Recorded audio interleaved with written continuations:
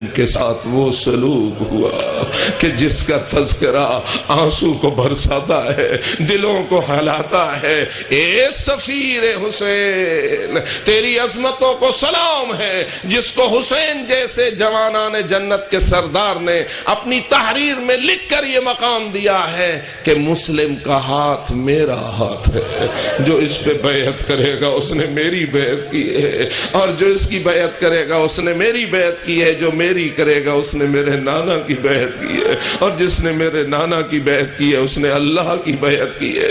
بیعت ہوتی رہی، لیکن بالآخر وہ وقت آیا مسلم تنہا ہو گئے، یکو تنہا ہو گئے۔ اب تو منظر یہ تھا کہ کوفے کی گلی میں کوئی راستہ بتانے والا بھی موجود نہ تھا۔ بالآخر مسلم نے ایک بڑھیا کے گھر میں پناہ لی، جاسوسی ہوئی، ظالم فوج آئی، مسلم کا گھیراؤ کیا۔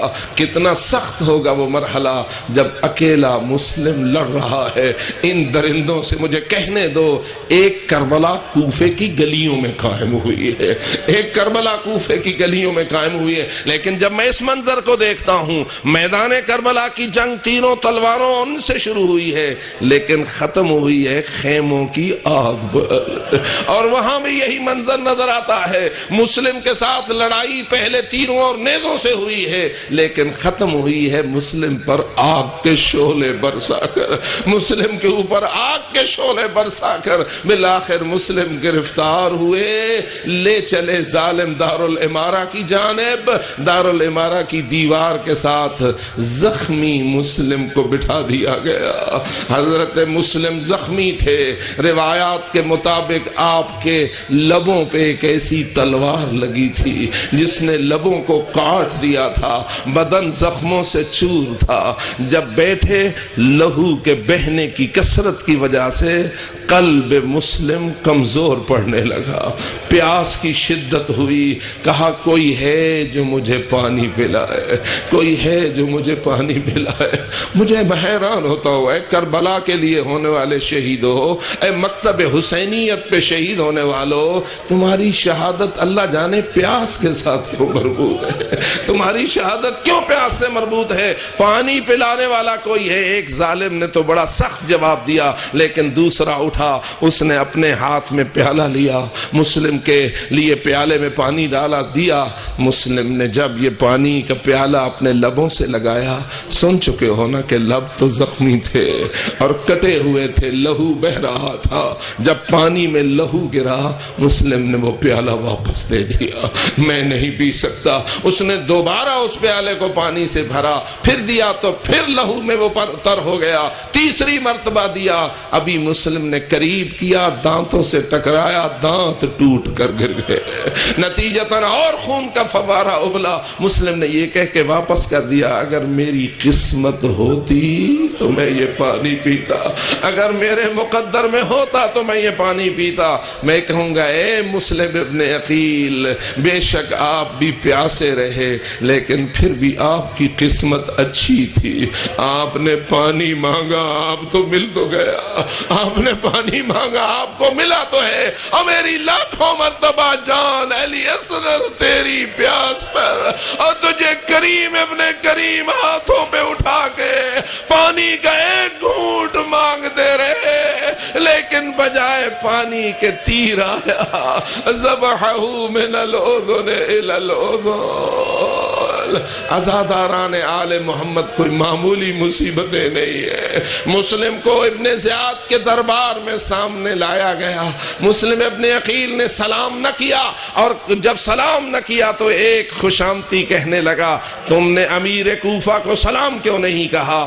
اس وقت کہا مسلم ابن عقیل نے، مالی امیر سوى الحسین، میرا سوائے حسین کے اور کوئی حکمران نہیں ہے، میں مانتا ہوں تو فقط حسین کو مانتا ہوں۔ ایسے طاغوت کے دربار میں حسینیت کا نعرہ بلند کرنا یہ ایک مسلم جیسی ہستیوں کا کام ہے۔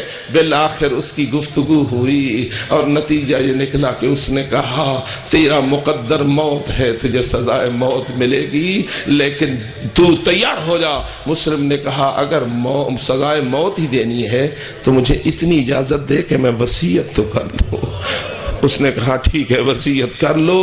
نتیجہ یہ نکلا بھرے دربار میں مسلم ابن عقیل نے دیکھا کہ وصیت کروں تو کسے کروں، یہ مظلومیت اور غربت کی انتہا ہے۔ بھرے کوفہ میں جس میں علی مولا کی حکومت رہی تھی اور جو مرکز تشیع شمار ہوتا تھا، جس کے ہزاروں لوگوں نے حسین کو خط لکھا تھا، آج بھرے دربار میں کوئی نہیں ہے جس کو مسلم اپنی وصیت دے سکیں۔ نتیجہ یہ نکلا کہ عمر ابن سعد جو بیٹھا تھا اس کو بلایا، کہا میں تجھے وصیت کرنا چاہتا ہوں۔ عمر ابن سعد نے ابن زیاد کو دیکھا، میں وصیت سن لوں؟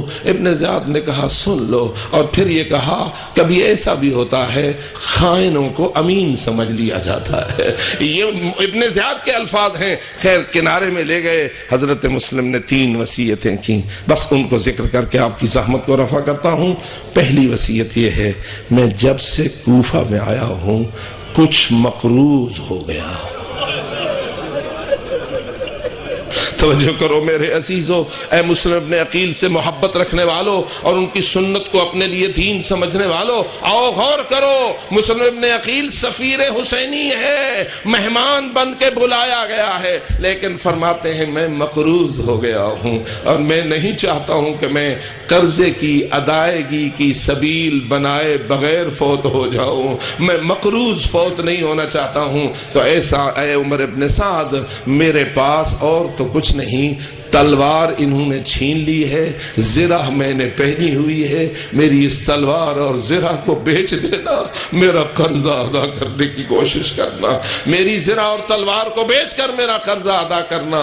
یہ ہے وہ سنت کہ جو ایک حسینی مجاہد ہمیں دے رہا ہے۔ یعنی اے قرضہ لینے والو، قرضہ کھانے کے لیے قرضہ نہ لو، قرضہ دینے کے لیے قرضہ لو، اور اپنے آپ کو ایسی حالت میں موت کے دہانے پہ نہ پہنچاؤ کہ تم مقروض ہو جاؤ، اور اگر مقروض ہو تو قرض ادا کرنے کی سبیل پیدا کرو کہ تمہیں سفیر حسینی نے یہ اپنی ہدایت فرمائی ہے۔ اور اس کے بعد فرمایا کہ اچھا دوسری وصیت میری یہ ہے، میں اپنے مولا کو خط لکھ بیٹھا ہوں کہ کوفے کے حالات درست ہیں، آ جائیے۔ وہ آ رہے ہوں گے لیکن یہاں تو میں شہید ہو رہا ہوں، میری تجھ سے دوسری وصیت یہ ہے کسی طرح میرے مولا کو بتا دینا مسلم کہتا تھا کوفہ کے حالات درست نہیں رہے، لہذا آپ یہاں کوفہ نہ آئیں۔ اور تیسری میری وصیت یہ ہے، یہاں میں غریب ہوں، میرا کوئی نہیں ہے، جب میں مارا جاؤں تو میری لاش کی تجہیز و تکفین اور ان کو غسل و کفن دینے کی کوشش کرنا۔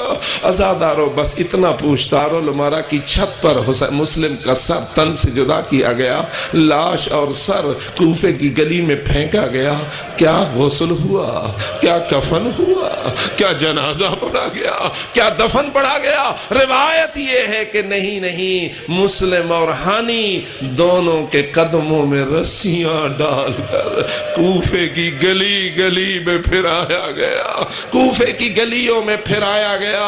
یہ وہ حسینی مجاہد ہیں جنہوں نے اپنا سب کچھ لٹا کے تیرے لیے دین بچایا ہے، تیرے لیے نماز بچائی ہے، اور تیرے لیے حق کے علم کو سر بلند کیا ہے۔ خداوندہ ہمیں ان حسینیوں کا نقش قدم نصیب فرما اور اس پر چلنے کی توفیق عطا فرما۔ الا لعنت اللہ علی القوم